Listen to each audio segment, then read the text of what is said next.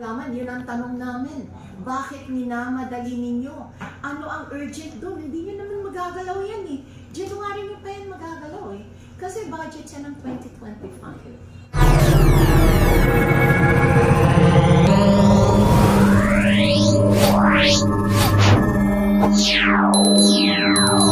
Trending po ngayon sa mga social media, yun ang ganap na atensyon na nangyari nung Tuesday. Ano po ba yung pinagmulan po nito? Yes, kasi talaga nung Tuesday wala kami noon. Nandun kami sa kababaihan ng Maynila Anniversary. May nag-message lang kay Konsehal JTV na itatakal daw yung budget at ipapasa that very day. So kahit hindi pa talagang tapos yung sa kababaihan, sumugod na kami sa konseho o sa session. Kaya nung dumating kami, ako mas nauna pa sa akin si JTV, nagsasalita na siya noon.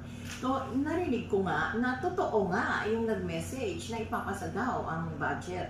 Kasi nakagawian na sa City Council. Ako, matagal na akong konsehal. Like for 21 years konsehal ako. And never before na nangyari ito. Na ipinapasa ang budget without even having budget hearing, committee hearing. Kasi, paano namin malalaman kung ano yung nilalaman ng budget na yon? And the copy was even given to us that very day, nung dumating lang kami. Paano namin mapag-aaralan ang budget? Ang budget is napaka-importante sa lungsod ng Maynila. Diyan nakasalalay yung kabuhayan, di ba? Yung mga susunod na mga proyekto ng administrasyon na dadating sa susunod na taon. Kaya napaka-importante mo na dapat pag-usapan at dapat sa presensya ng mga department heads na present, kaya nagkakaroon ng budget hearing dapat. Kasi pagtatanggol nila yung nilagay nilang budget doon kung magkano. Meron ako isang part na nakita nung binigay yung papel, katulad sa GAT Andres, binawasan ng napakalaking halaga yung budget. Binawasan sa susunod na taon. Hindi ba? Ngayon nga hindi makabangon ang GAT Andres, laging walang gamot, laging walang reagent para sa mga blood chem at even the other tests, wala sila. Tapos babawasan mo pa yung budget. So sa nilagay, yun ang tanong lang naman namin. Gusto lang namin malinaw. Hindi namin hinaharangan ng budget. Importante lang Pero dapat nasa tamang proseso. Katulad ng sinabi ko nung session namin, hindi tama ang proseso na ginawa. Actually, walang prosesong ginawa Nile-railroad talaga nila. That very day, papasa mo ang budget na worth 25 billion. So, saan mapupunta yun? Diba? At paano mo i-defend yun? Kung sakaling magkaaberya. Sabi ni Konsehal Philip, importante daw na maipasa. Kaya daw, legal naman ang pagpapasa. Dahil nag-issue si Mayora ng executive order na pwede naman niyang gawin yun kung urgent yung matter. Sabi ko, urgent na ipasa ang budget? Ang budget, pwedeng gasahin lang yan sa January. Anong urgent doon? From that day hanggang January, is that urgent? Is that what you call it urgent? Hindi, di ba? Hindi mo naman magagasta ngayon yun o bukas Kahit na sabihin niya na para sa taong bayan, pinakamagandang budget daw, sabi ni Konsehal Philip Lacuna. Nandun na kami, maganda talaga ang budget. Para sa taong bayan, dadagdagan ang sweldo ang mga empleyado. Yung mga seniors, dadagdagan din, pati PWD, pati solo parent, pati mga estudyante, magkakaroon din. Maganda, di ba? Oo, maganda. Pero, kahit na gano'n pa siya kaganda, kung walang partisipasyon ang lahat ng konsehal at hindi naintindihan namin kung saan mapupunta ang bawat sentimo ng budget na yan, kahit na maganda pa siya, questionable siya para sa aming grupo. Kasi never before talaga na nangyari ito. Kaya nga sabi ko, nandun na ako para sa taong bayan. Yun naman pala. At alam nyo na nangangailangan ng taong bayan. Bakit ngayon lang? Bakit ngayon lang? Sabi mo nga, may magandang budget na ipapasa. Bakit hindi nung nakaraang taon? O nung isa pang taon? Para hindi naghihitahos ang tao at hindi naghahanap, di ba? Bakit ngayon lang? The timing is really very questionable too. Kaya yun ang aming hindi namin tinututunan o hinaharangan ang pagpasa ng budget. Dapat lang nasa tamang proseso. Dapat alam kung saan mapupunta ang bawat sentimo ng budget na to. Kasi pera ng bayan yan eh.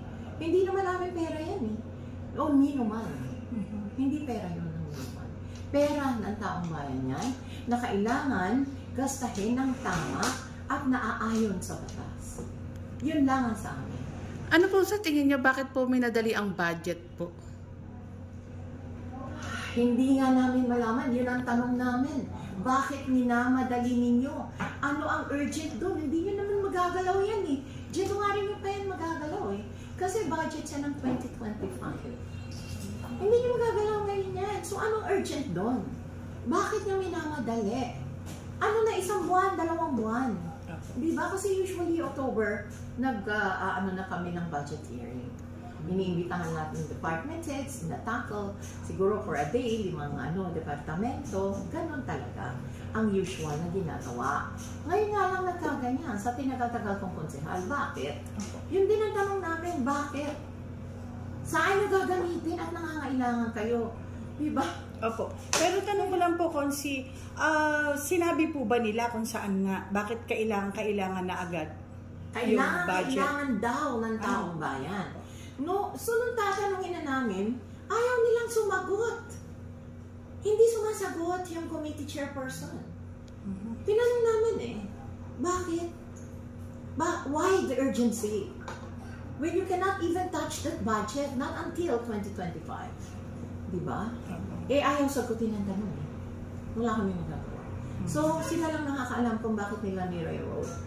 Eh kasi they have the number, kaya talaga maipapasa nila yun.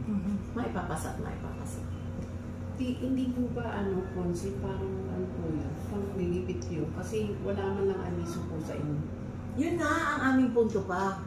Hindi naman lang kami inabisuhan. Sa batas natin, kailangan meron kaming abiso. Dahil kami naman konsehal pa rin. Nahalal na konsehal, di ba? Kailangan may abiso yan, tamang abiso. Kahit day before, tsaka bigyan nyo kami ng kopya. Bibigyan nyo kami ng kopya sa oras mismo na yon, di ba? On the spot. Meron ba naman ganun? Paano namin na wala nga sa tamang proseso eh. Baga gipit po sa oras na parang pipirma na lang. Oo, ipapasa na lang na ganun, pagdaka. Hindi naman tama yun, kahit naman siguro sino ang tanungin. Kaya ngayon pinapalabas nila na kami daw ay humaharang sa budget. Hindi namin hangad na harangin ang budget. Ang hangad lang namin yung tamang proseso at malaman namin kung saan mapupunta ultimo sentimo na pera ng taong bayan. Hindi ba tama lang naman yun? May karapatan kaming malaman yun. At may karapatan din ang taong bayan na malaman yun. Di ba?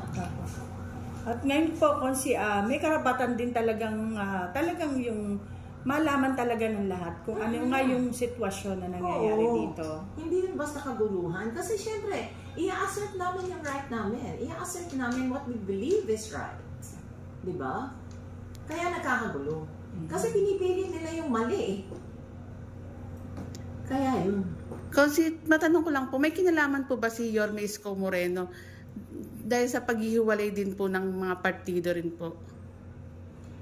Sa ngayon, sa mga talakayin namin sa City Council, walang kinalaman si Isko Moreno. Yan sa amin lang na mga nakaupong konsehal, si Vice Mayor, si Mayor, dahil kami yung nasa administrasyon ngayon.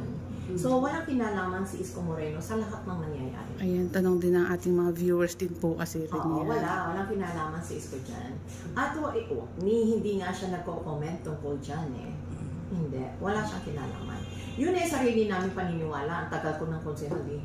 Tagal na rin ni JTV ng konsehal, di ba? Marami sa amin matagal na konsehal. Kaya alam namin kung anong tama at mali. At kung anong dapat at hindi.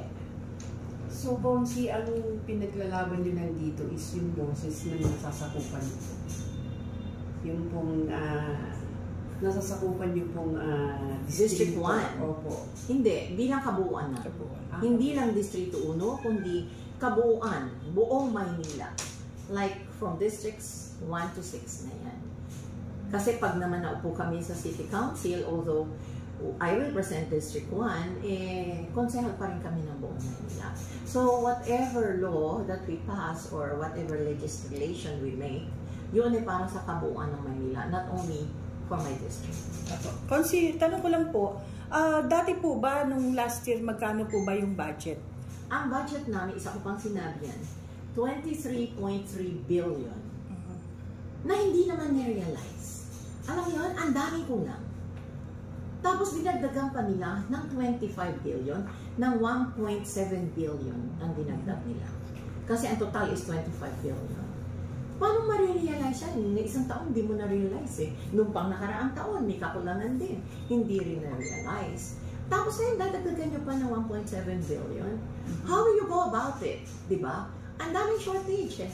Kaya nga nakalit-late yung mga hindi nabibigay yung allowances ng mga estudyante, di ba? Ang mga seniors din, napaka-late din. Ang daming kakulangan. Dahil sa kakulangan sa budget.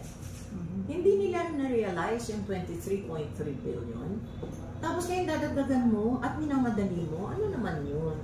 Di ba? And lastly po, message po sa ating mga kababayan. Mga kababayan na nakikinig ngayon at nanonood, siguro, ang nangyayari po sa City Council ay hindi basta lang kaguluhan. Ito po ay paglalaban sa karapatan ng bawat isa, sa karapatan ng bawat Manileño. Kaya kami po ay tumatayong fiscalizer. Like, gusto namin na talagang nasa tama ang lahat ng bagay. Wala pong kinalaman ang politika namin na hinaharap. Wala pong kinalaman ang sino man. Yung po ay sarili-sarili naming opinion. Sa tagal ko na pong konsehal, alam ko na maraming mali sa mga pangyayari ngayon, kahit noong pang mga nakaraang araw. Katulad nung session na hindi rin namin alam na ginanap while we were on recess, yun isang malaki na namang pagkakamali. Yung pagtanggal sa committee namin na hindi namin alam, yung ayaw kami kilalanin na minorya, dahil minority na kami, nung kumampi kami kay Isko Moreno, doon lang naman pumapasok sa Isko Moreno. Nung kumampi kami sa kanya, natanggal na kami. Sila ay nagtanggal sa amin. Pero, syempre, para naman hindi masyadong kahiya-hiya, nung pumasok na kami, tapos na recess, nalaman namin na naganap yun, at nakapag-elect na rin sila ng minority at majority, without even us knowing it. Pinaglalaban namin yun, hindi pa rin kami tinatingnan. Just because they have the numbers, lahat nangyayari. Yung po ngayon ang politika sa Maynila.